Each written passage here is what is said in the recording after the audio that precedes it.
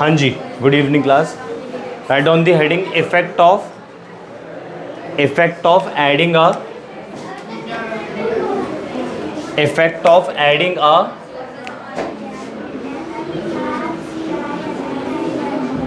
effect of adding a non volatile solute।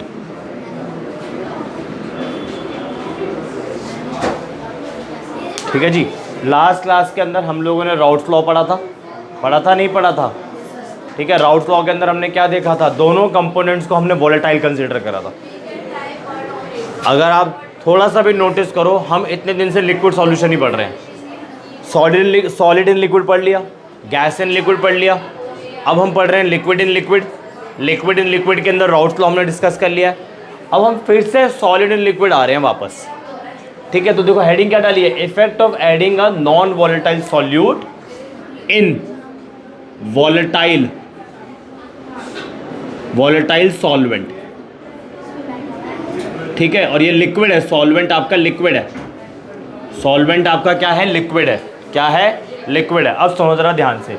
सबसे पहले दो चीजें मैं आपको बताना चाहूंगा। वॉलेटाइल सब्सटेंस ऐसे सब्सटेंस होते हैं जो वेपराइज नहीं करते। वॉलेटाइल सब्सटेंस ऐसे सब्सटेंस होते हैं जो वेपराइज नहीं करते। अब जो नॉन वॉलेटाइल सब्सटेंस ऐसे सब्सटेंस होते हैं जो वेपराइज नहीं करते। अब जो वो वेपराइज नहीं करेंगे, जब नॉन वॉलेटाइल सब्सटेंस वेपराइज नहीं करेंगे तो उनका वेपर प्रेशर क्या होगा? जीरो होगा ना। वेपराइज ही नहीं कर रहा ना वो, वेपर प्रेशर जीरो। तो वेपर प्रेशर आपका हो गया जीरो, वेपर प्रेशर आपका हो गया जीरो। तो ये आपका कौन सा हो गया? Non volatile substance.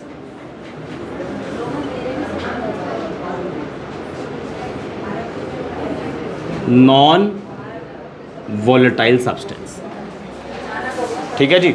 और अगर वेपर प्रेशर जीरो नहीं होता है तो जाहिर सी बात है वो वॉलेटाइल सब्सटेंस हो जाएगा।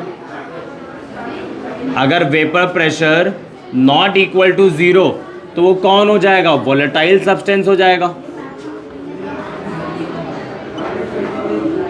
वॉलेटाइल सब्सटेंस हो जाएगा। सही बात ना भाई?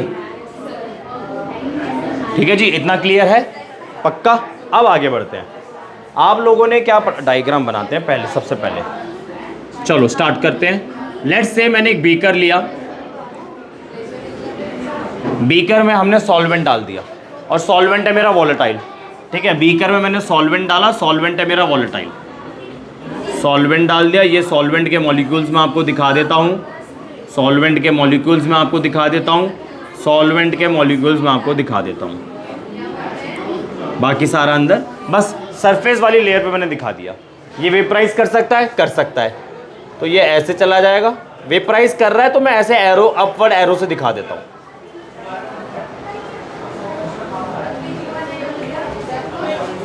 सही बात? इतना क्लियर हो गया? ये सॉल्वेंट था मेरा, प्योर सॉल्वेंट है। अभी सॉल्यूट नहीं ऐड करा मैंने। ठीक है, अब मैं क्या कर रहा हूँ? इस सॉल्वेंट के अंदर सॉल्यूट ऐड कर देता हूँ।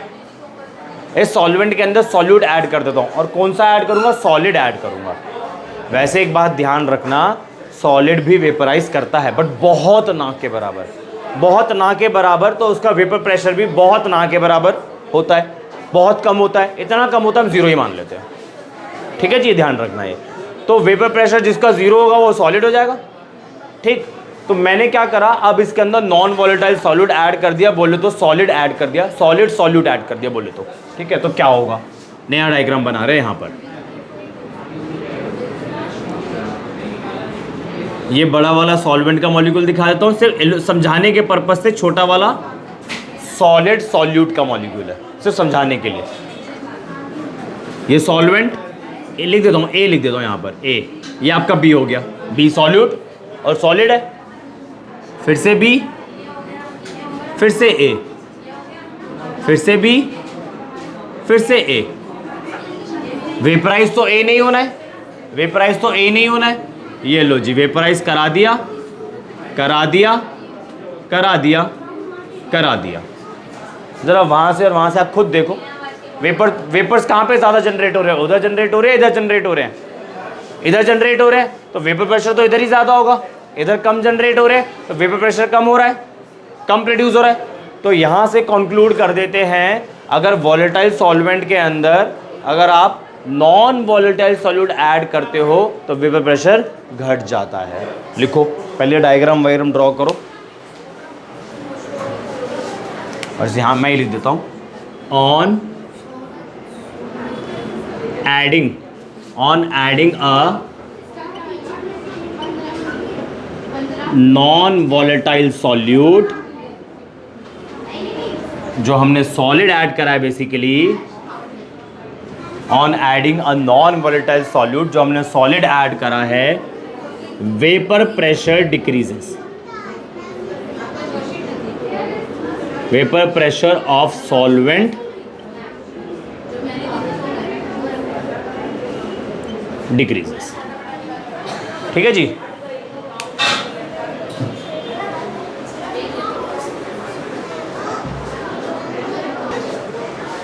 हाँ जी, आगे बढ़े। देखो राउल्ट्स लॉ क्या बोलता था, PA is equal to PA naught x A, सही बात ना भाई, यही था ना भाई। ये आपका प्योर वाले का वेपर प्रेशर, सॉल्वेंट प्योर है तो वेपर प्रेशर मैक्सिमम होगा। जैसे ही आप उसमें ऐड करोगे non volatile solute, vapour pressure घट जाएगा, नया वाला वेपर प्रेशर ये रहा। ठीक, इसको उठा के इसके नीचे शिफ्ट कर दो, PA divided by PA naught is equal to x ए।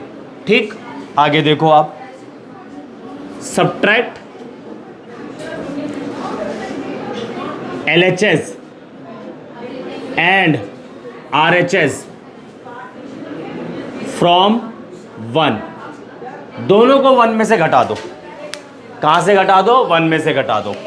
तो 1 minus PA divided by PA not, very good, 1 minus x A, very good.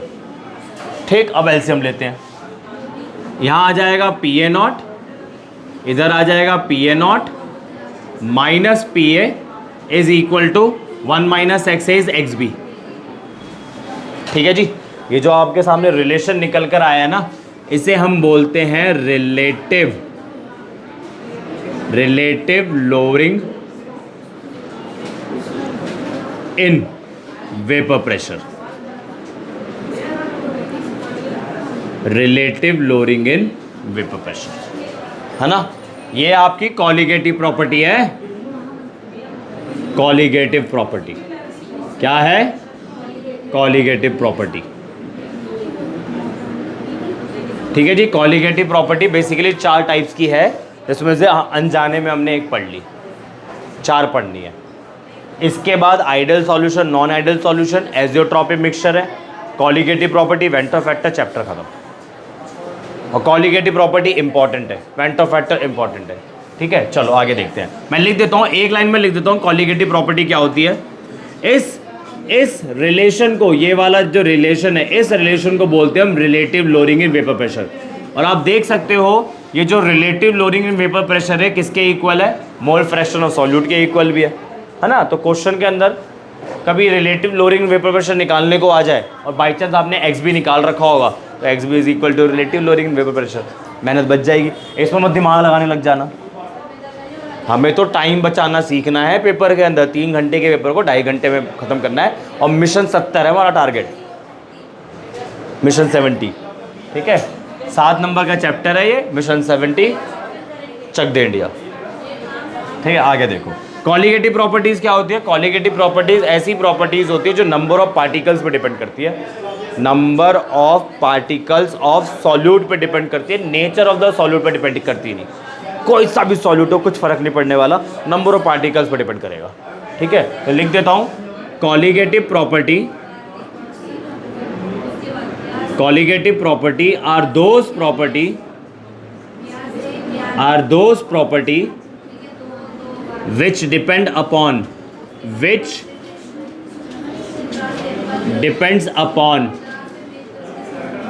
number of particles,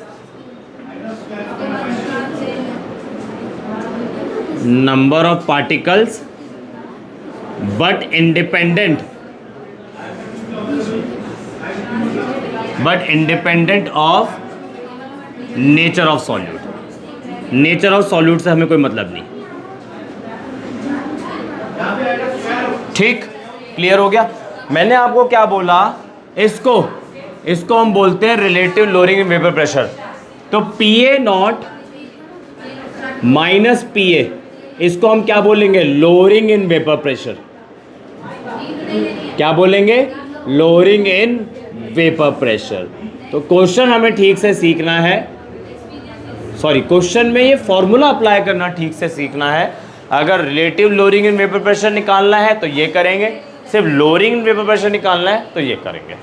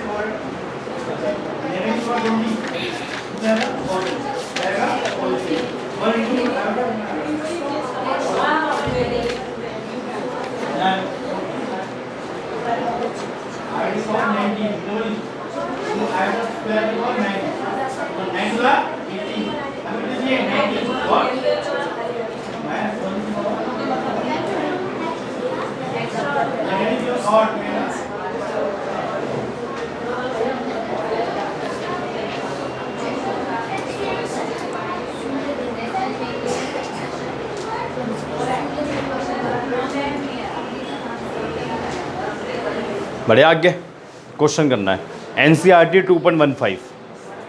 उसके बाद अगला टॉपिक देखेंगे एनसीईआरटी 2.15। अब आप एनसीईआरटी नहीं लाए होंगे,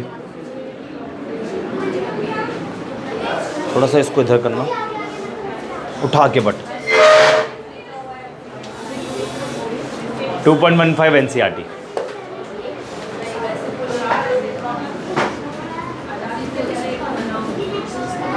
एनसीईआरटी 2.15 पहले ये क्वेश्चन करेंगे फिर आगे बढ़ेंगे।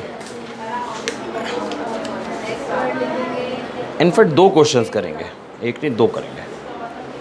हाँ जी, a solution an aqueous solution. Aqueous solutions ऐसे सॉल्यूशंस होते हैं जो राउट्स लॉ को फॉलो करते हैं।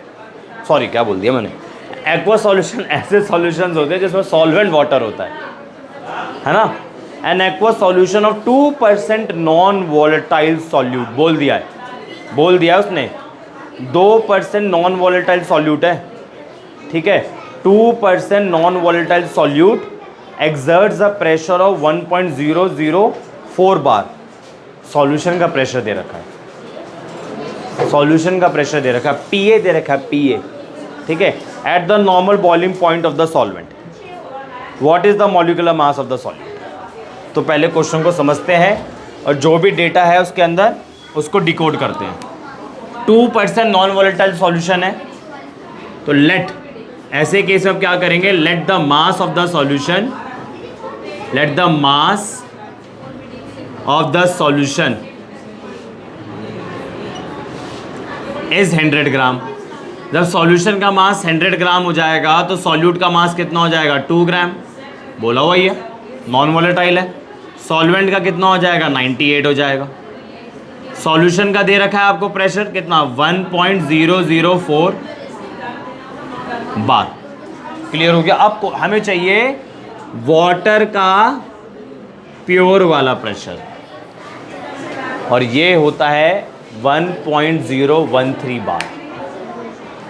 हमेशा ध्यान रखना, आप लोगों ने बॉइलिंग पॉइंट नहीं पढ़ा, अच्छा हाँ नहीं पढ़ा, states of matter boiling point, वहाँ पे सिखाया जाता है जिस टेम्परेचर पे लिक्विड का वेपर प्रेशर 1 atm के बराबर हो जाए तो वो बॉइलिंग पॉइंट कहलाता है। तो अगर आप atm पे प्रेशर लोगे तो 1 atm, अगर बार में लोगे तो 1.013 बार, 1.013 बार। बार में ये लिया जाता है, ठीक है। तो अगर मैं बार की टर्म्स में बोलना चाहूँगा कि जिस टेम्परेचर पे लिक्विड का वेपर प्रेशर इसके बराबर हो जाएगा, वो भी बॉइलिंग पॉइंट कहलाएगा। और उसने बोला हुआ कौन सा वाला, नॉर्मल बॉइलिंग पॉइंट, ठीक है जी। दोनों चीज़ें मिल गई। क्वेश्चन में कोई बचा हुआ है, अब कर दो। क्या निकालना है? Molar mass. फॉर्मूला आपके सामने ही है, कैलकुलेशन थोड़ी सी लंबी है, करें फटाफट से।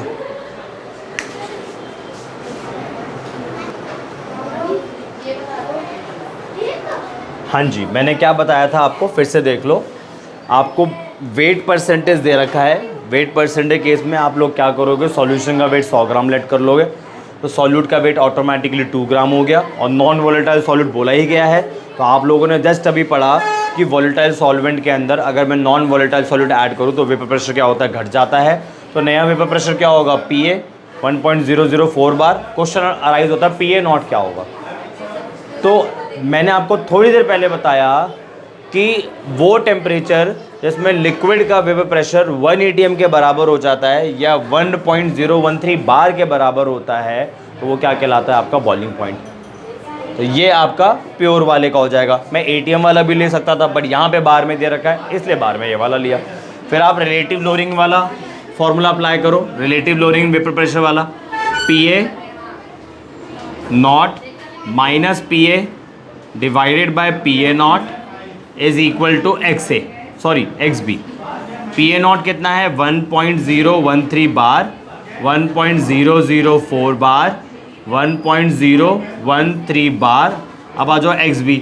XB में मुझे चाहिए नंबर ऑफ मोल्स, ऊपर चाहिए, पहले लिख लेता हूँ, number of moles of solute divided by Na plus NB।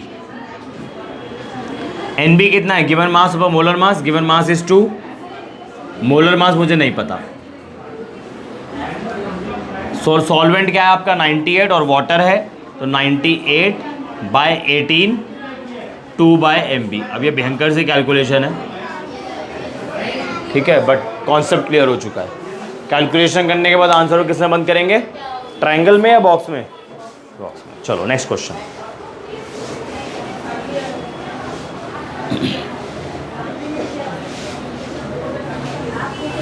Next question 2.16 है, इसी का अगला वाला 2.16 NCERT। 2.16 NCERT पढ़ लेते हैं क्वेश्चन एक बारी, उसके बाद आगे बढ़ेंगे। Heptane and octane form an ideal solution. Ideal solution का थोड़ा सा आइडिया मैं आपको दे चुका हूँ। आइडियल सॉल्यूशंस ऐसे सॉल्यूशंस होते हैं जो राउट्स लॉ को फॉलो करते हैं, है ना। ऐसे सॉल्यूशंस जो राउट्स लॉ को फॉलो करते हैं उन्हें हम आइडियल सॉल्यूशन बोलते हैं। तो हेप्टेन और ऑक्टेन आपके आइडियल सॉल्यूशन बना रहे हैं। टेम्परेचर भी आपको दे रखा है 373 केल्विन, बोले तो बॉइलिंग पॉइंट ही है वो वाटर का। वैसे वाटर का बॉइलिंग पॉइंट है, पर वाटर यहाँ कहीं है नहीं, तो इस बात का कोई पॉइंट बनता नहीं। आगे बढ़ते हैं। The vapour pressure of the two liquid components are.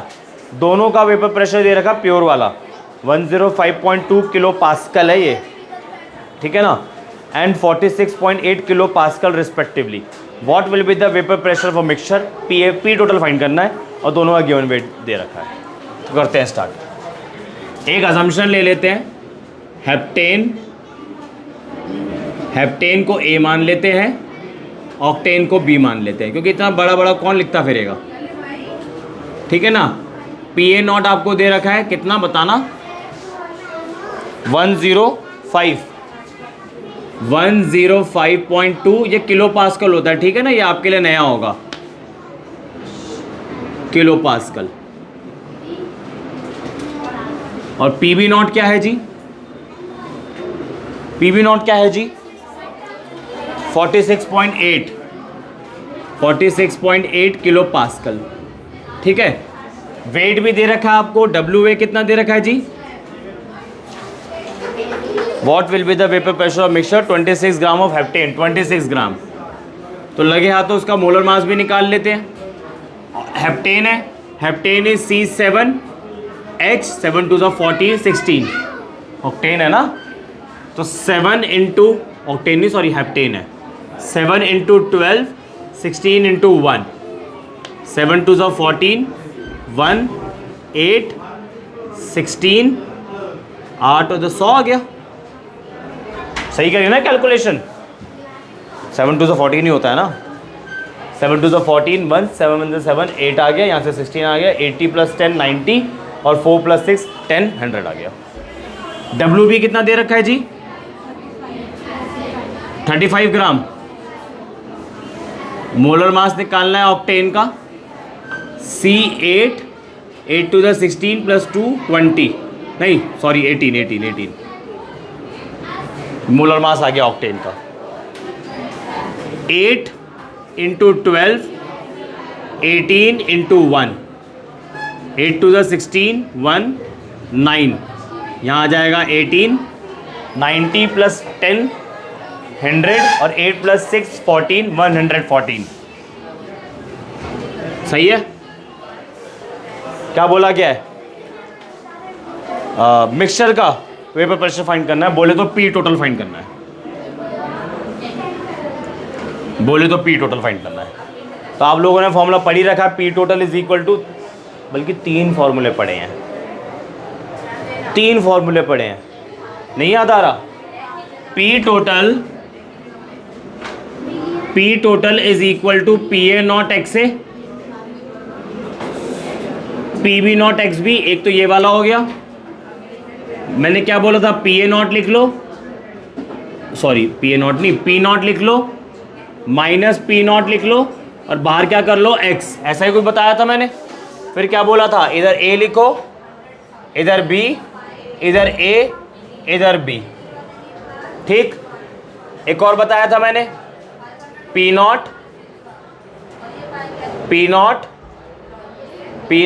और X। इधर B लिखो तो इधर A, इधर B, इधर A। तो ये भी यूज़ कर सकते हो, ये भी यूज़ कर सकते हो, ये भी यूज़ कर सकते हो। ठीक है ना? कोई सा भी यूज़ कर सकते हो जो आपको अच्छा लगे।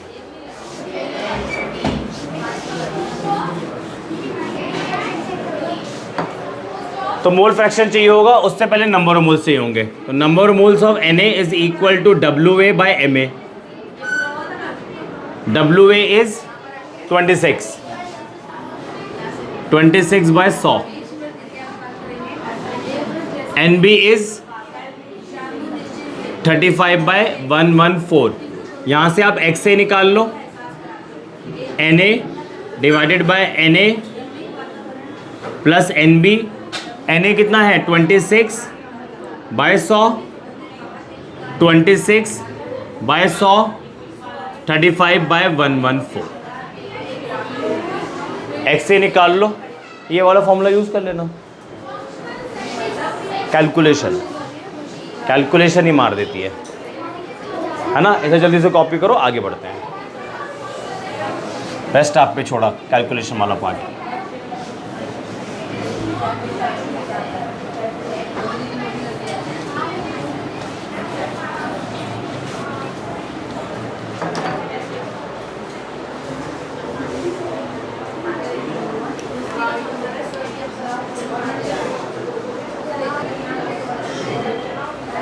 हाँ जी, write down the next heading.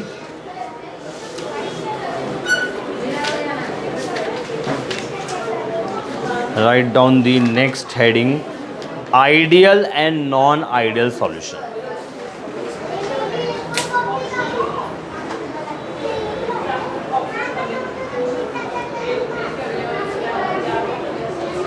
Ideal and non-ideal solution is the next heading.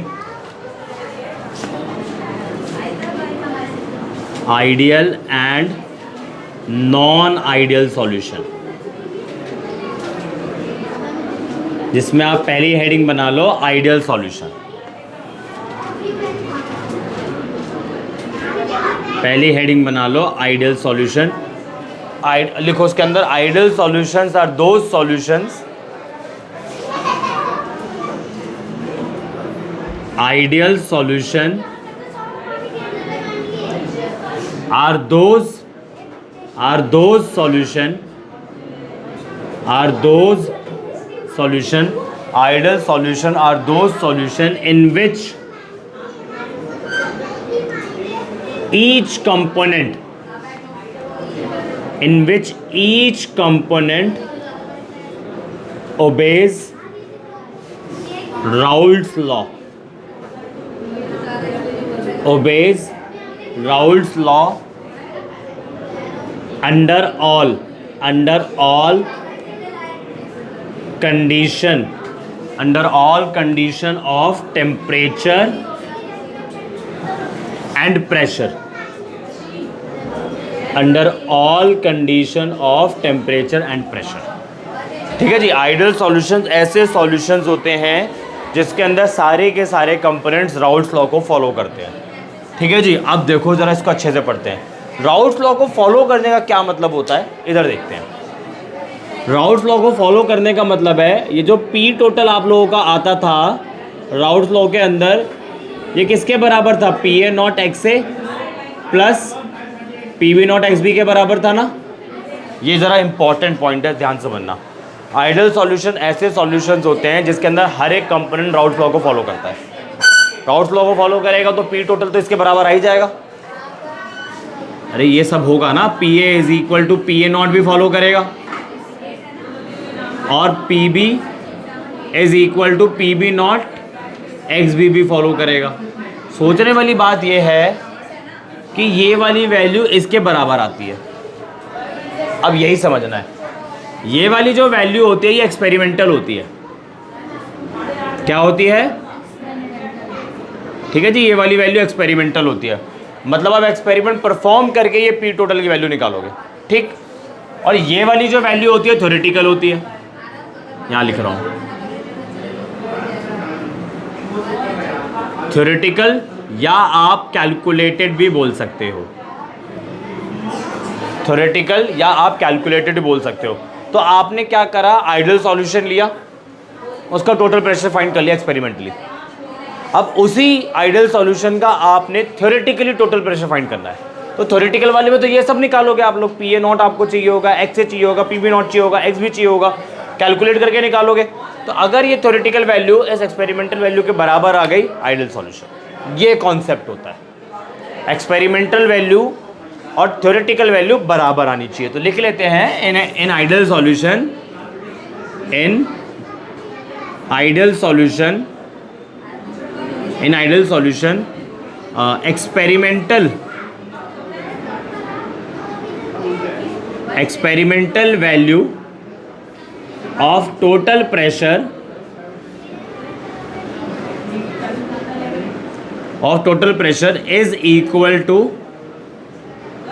is equal to theoretical value of total pressure. आई बात समझ में? आप हमेशा ध्यान रखना, मैं आपको जब भी पढ़ाऊंगा, हमें 9 चैप्टर और पढ़ने हैं, तो पहला चल रहा है। जब भी आपको चैप्टर पढ़ाऊंगा तो उसको डीपली ही पढ़ाऊंगा। देखो बियॉन्ड मतलब बहुत ज़्यादा डीप में नहीं जा सकते, इतना टाइम हमारे पास होगा नहीं।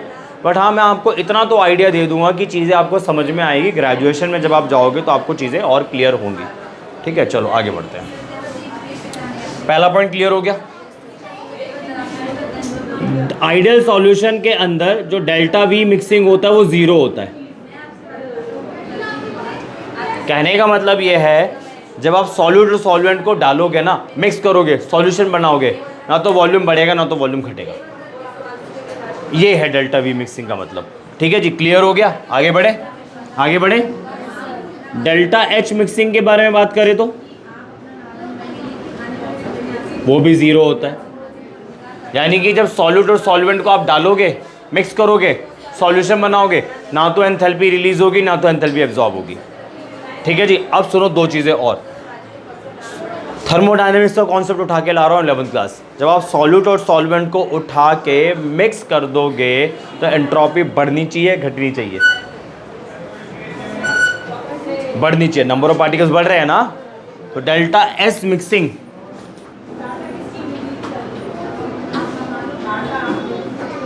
Is equal to always positive.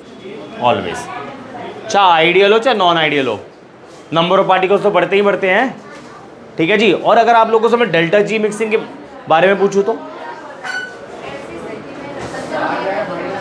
Delta G minus होता है, प्रोसेस आपका विजिबल होता है।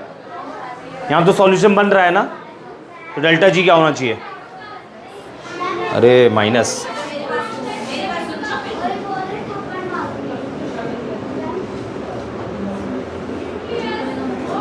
ठीक, last point, in terms of molecular interactions,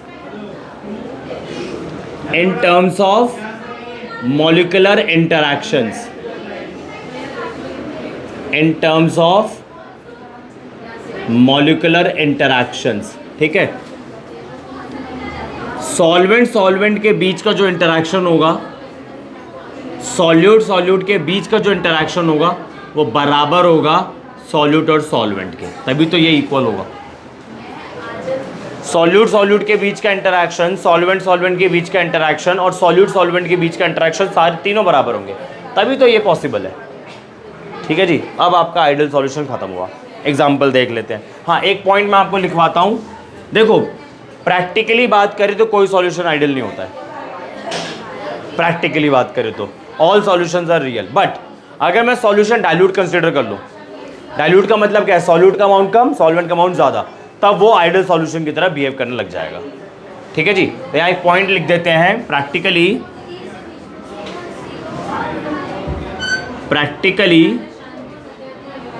ideal solution reality में आइडियल सॉल्यूशन नहीं होते, practically ideal solution is not possible. ठीक है, but dilute solution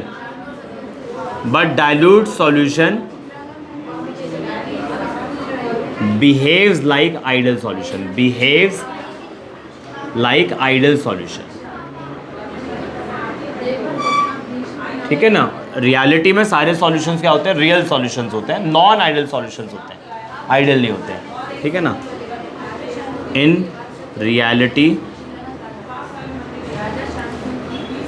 all solutions are non ideal. ठीक है, अब आपका खत्म हुआ। एग्जाम्पल देख लेते हैं।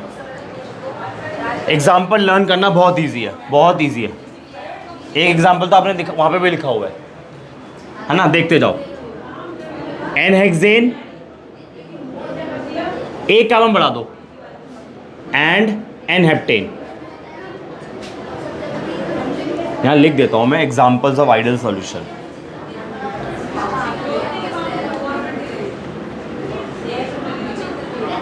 एग्जाम्पल्स ऑफ आइडियल सॉल्यूशन, ठीक है। N hexane, n heptane. Ideal solution का कॉन्सेप्ट ये होता है कि जो दो कंपाउंड्स, दो कंपोनेंट्स आप मिक्स कर रहे हो वो सिमिलर हो, केमिकली सिमिलर हो, पोलैरिटी वाइज सिमिलर हो। ठीक है, n hexane, n heptane. Example तो वहीं से पिक कर लेते हैं। हेप्टेन एंड ऑक्टेन, है ना, एक एग्जाम्पल तो वहीं से उठा लिया मैंने। Benzene and toluene. देखो, आप एक ही कार्बन बढ़ाया, अभी तक सब में एक कार्बन बढ़ रहा है। हेक्सेन, हेप्टेन एक कार्बन बढ़ाया, हेप्टेन ऑक्टेन एक कार्बन बढ़ाया, बेंजीन टोलुइन एक कार्बन बढ़ाया। आगे देखो, क्लोरोबेंजीन एंड ब्रोमोबेंजीन। अब की बार हेलोजन बदल दिया, अब की बार हेलोजन बदल दिया, बेंजीन सेम रखा, हेलोजन बदला। ठीक है, एक और एग्जांपल लिख लो।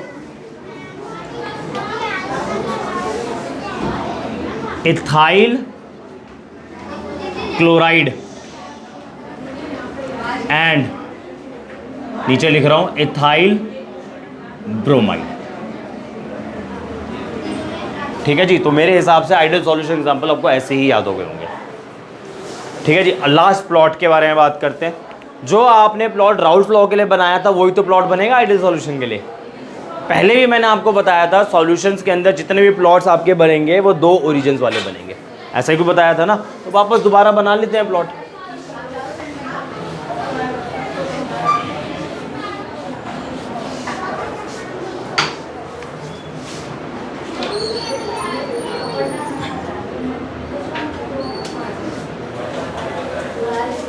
यहाँ मैंने एक्स से रखा था, है ना, तभी वो मैच नहीं कर रहा था अपने बुक वाले प्लॉट से। और उससे घबराने वाली कोई बात नहीं है, घबरा मत जाना, पेपर में बना दो, काट नहीं सकता इसको, क्योंकि कॉन्सेप्ट हम सही यूज़ कर रहे हैं, हर चीज़ मेंशन करना। मैंने बी को ज़्यादा वॉलेटाइल कंसीडर करा था, है ना, एक्स से इधर ही रखा था, नीचे एक्स भी हो गया आपका, यहाँ 1 आ गया, यहाँ 0 आ गया, एक्स से 1 0, एक्स से 1 होगा तो पी ए नॉट इधर आ जाएगा, पी बी नॉट ऊपर कर दिया था मैंने, ठीक है। बाकी इसको ज्वाइन कर दो, इसको ज्वाइन कर दो और इसको ज्वाइन कर दो, तो जो प्लॉट आपका राउट लॉ के लिए है वही प्लॉट आपका आइडियल सॉल्यूशन के लिए है, ठीक है जी। फटाफट से उतारो।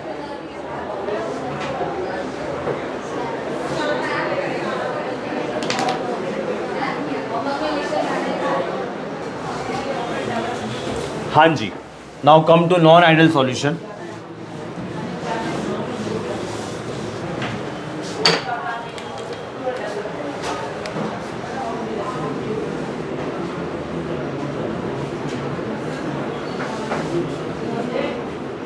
ठीक है जी, जब आइडियल सॉल्यूशन मैंने आप लोगों को बताया, ऐसे सॉल्यूशन जिसके कंपोनेंट्स राउट्स लॉ को फॉलो करते हैं एट ऑल कंडीशंस और temperature and pressure.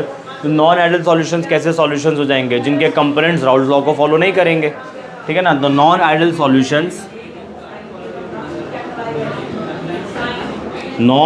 Solution are those solutions in which components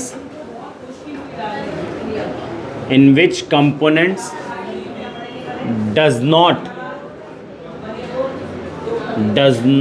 obey Raoult's law, ठीक है ना। नॉन आइडियल सॉल्यूशंस ऐसे सॉल्यूशंस होते हैं जो राउट लॉ को फॉलो नहीं करते। राउट लॉ को फॉलो नहीं करते तो P A not x A plus P B not X B और पी टोटल, ये दोनों बराबर नहीं होंगे, ये दोनों बराबर नहीं होंगे। तो कहने का मतलब क्या है? एक्सपेरिमेंटल, ये आपका एक्सपेरिमेंटल था ना, experimental total pressure theoretical total pressure के बराबर नहीं होगा।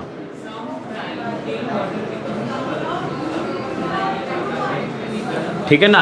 एक्सपेरिमेंटल टोटल प्रेशर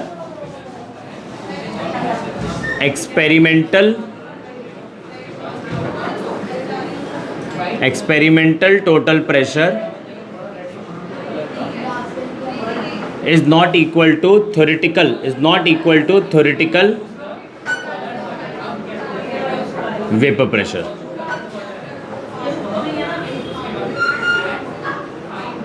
ठीक है। और डेल्टा वी मिक्सिंग भी नॉट इक्वल टू 0 होगा। कहने का मतलब है जब आप सॉल्यूट और सॉल्वेंट को मिक्स करोगे तो वॉल्यूम बढ़ भी सकता है और वॉल्यूम घट भी सकता है। Delta H mixing not equal to 0, यानी कि एंथैल्पी रिलीज भी हो सकती है और एब्जॉर्ब भी हो सकती है। बट डेल्टा एस मिक्सिंग तो पॉजिटिव होगा, इसमें तो कोई चेंज नहीं आने वाला, पॉजिटिव। और डेल्टा जी मिक्सिंग आपका नेगेटिव होगा, इसमें भी कोई चेंज नहीं आने वाला। इतना क्लियर है। और अगर मैं मॉलिक्यूलर इंटरैक्शन की टर्म से बात करूं, in terms of molecular interactions, in terms of molecular interactions, solvent solvent का इंटरैक्शन, solute का इंटरैक्शन solute solvent के इंटरैक्शन के बराबर नहीं होता। ठीक है जी। तो अभी हम इतना ही रोकते हैं। टाइप और सुन लो। जब नॉट इक्वल टू 0 है, सॉरी, जब टोटल प्रेशर और थ्योरेटिकल प्रेशर बराबर नहीं है तो दो पॉसिबिलिटी बनेगी इधर। या तो थ्योरेटिकल प्रेशर कम आ जाए टोटल एक्सपेरिमेंटल प्रेशर से, या ज़्यादा आ जाए। भाई ये वाली वैल्यू या तो उससे ज़्यादा आ जाए, ये वाली वैल्यू या तो उससे कम आ जाए। तो नॉन आइडियल सॉल्यूशन आपके दो टाइप्स के बन जाते हैं, non ideal solution showing positive deviation, non ideal solution showing negative deviation. तो उसको आप नेक्स्ट क्लास पर देखेंगे। ठीक है जी, that's all for today, and for more chemistry videos subscribe my channel. Thank you.